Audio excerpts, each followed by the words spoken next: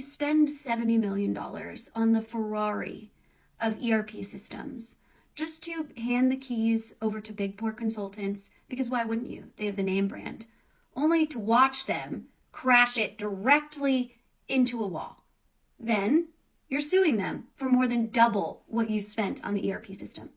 It's a tale as old as time, unfortunately. Today we're talking about Zimmer Biomet versus Deloitte, who's involved in a lawsuit that they filed in September of 2025 for over $170 million, saying that Deloitte misrepresented their skills in SAP S/4HANA. And before I get into it, while you just absorb the shock that there was a failed SAP implementation, I want to remind you why we talk about these. It's not to dog the business or even the system. It is known that SAP S/4HANA is the best ERP system money can buy. But it's to go through all of these missteps so that you don't have them within your project that you're spending hundreds of millions of dollars on, okay? As always, this is my opinion, right? And you are invited to put your opinion in the comments. What I say doesn't really matter. What matters is what's best for your business. The company profile we're talking about obviously is a large business because they're running SAP, or they wanted to run SAP. So it's an $8 billion medical device company that spans, I think, 100 companies and over 20,000 employees. And they hired Deloitte to come in and be like, hey, we have all of these disparate ERP systems. I think they were running something like 9 different ones, including things like JD Edwards, things that had been sunsetted. What should we do moving forward if we want to continue to be and grow into this proficient technology-based company? So Deloitte does their 10-month analysis and says, hey, you are going to have a $200 million to even $300 million net benefit if you move to SAP. 2021, they signed the contract with SAP for $70 million, right? Master service agreement. And this is going to go across North and Latin America. Fast forward to 2023, 2024, they're rolling out. Some are successful, but when they actually go into the Latin American market, the system completely collapses in 2024 when they're deploying in Costa Rica, Brazil, Mexico, and Colombia. You go into the remediation phase. Remember, I said the most expensive parts of any sort of technology projects starts with the re's, right? And try and stabilize this relationship with Deloitte. Deloitte's giving them all of these, oh, this happens all the time with SAP systems, which I still don't understand why people ever take that at face value. Meaning oh, what happens all the time? Our system completely fails? Well, maybe that shouldn't happen all the time. In July of 2025, they terminated their relationship.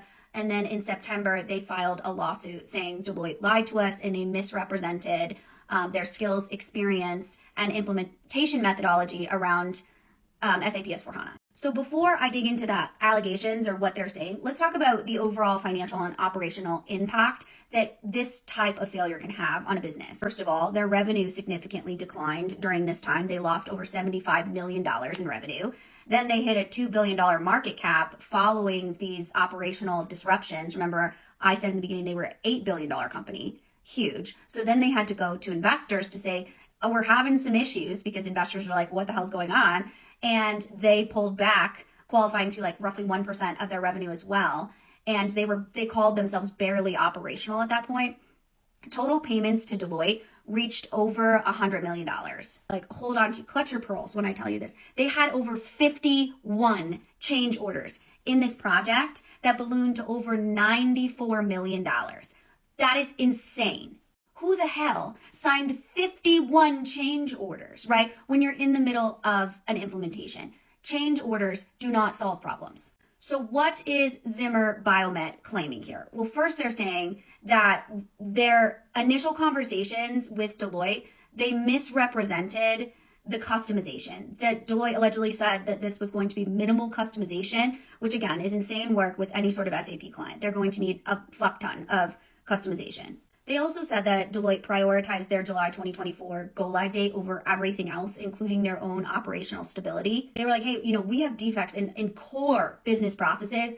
But again, the obsession over the go-live date is something that I see all the time in these types of projects. The go-live date is made up until you've done this type of testing. Core business process defects is a huge problem. One of the biggest issues that they talk about in this lawsuit, and they say massive disruptions, and they say holy defect when it comes to specifically the warehouse management module, right? And they said this new SAP S/4HANA cash to design warehouse module, it choked the entire supply chain. It completely broke it, right? So that product could not flow through the network, which obviously led to those massive disruptions and bled out that revenue. Not to mention, affected a variety of different things, including the brand and investor sentiment, right? This is kind of that classic situation where everything in the system is signaling that the WMS or the warehouse management system is not designed to match these kind of real world demands. And that is a significant mismatch of systems that they should have been well aware of in the testing phase. And so Zimmer Biomet is saying that that is Deloitte's fault, as they were responsible for the design, build, risk management of this implementation. So in November of 2025, Deloitte argued for a motion to dismiss because they said, hey, everything that we did was covered in these contracts. And this is what you guys need to know about working with big consultings is they're not going to say in these lawsuits, hey, there was no problem. They're going to go back to the assets, the contracts, and say, hey, every phase was approved, right? Each invoice was tied to a deliverable and no objections were raised in that contractual time frame. And all of that has to be in writing. I think this strategy that they use is to really kind of dispute the documentation and the deliverables, right, in that reality that they make up, right, of what really happens in the project room. This is where we need to be absolutely certain that those contracts are incredibly clear and there's no assumptions made. In these assumptions that unfortunately Zimmer Biomet may or may not come out on top on this, is that they were promised minimal customizations, the A-team, these pre-configured solutions that in reality were not specified in the contract terms. We need payment structures tied to deliverable value rather than these calendar dates. We also need shared accountability in those contracts. So I think this is kind of the perfect case study to showcase what can happen when you don't get unhingedly obsessed with the contract.